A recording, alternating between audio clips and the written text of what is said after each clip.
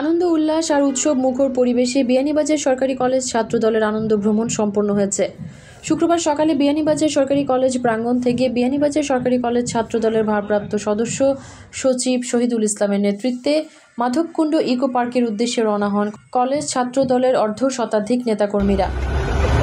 বিয়ানীবাজার সরকারি কলেজ ছাত্রদলের সাবেক সভাপতি ও যুক্তরাষ্ট্র প্রবাসী জাকির আহমদের সার্বিক সহযোগিতায় আয়োজিত আনন্দ ভ্রমণে অংশগ্রহণ করেন কলেজ ছাত্রদল নেতা রাহিম হোসেন, মাবিয়া আলম রুহান, ইমন খা, আবু এহসান, সুজেল আহমদ, মাহমুদ রশিদ, তুফাইল আহমদ, তাম্বির আহমদ, আব্দুর রহিম হালিম, শাহান আহমদ, জাহেদ আহমদ, আরিফ আহমদ, রাহুল আহমদ, আলমাস আহমদ, সামাদ আহমদ, সুহেল আহমদ অনু, মোহাম্মদ আলী, আনাস আহমদ, ইকরামুল, দেলোয়ার খান সানি, ফাহিম আহমদ, শাফি আহমদ, নাইম আহমদ, লাইক আহমদ, তাওহিদ আহমদ, ইমরান আহমদ সহ আরও অনেকেই।